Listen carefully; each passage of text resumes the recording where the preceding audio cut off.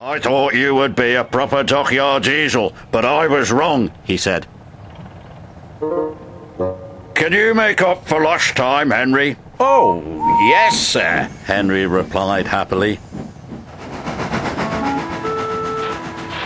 He backed up to the trucks and the shunters released the brakes. Then Henry pulled away as easy as pie.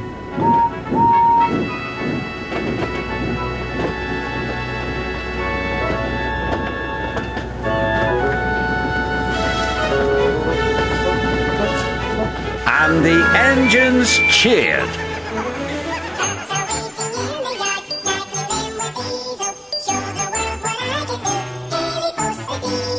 In and out he creeps about like a big black weasel. Growled Diesel. Was sent home in disgrace.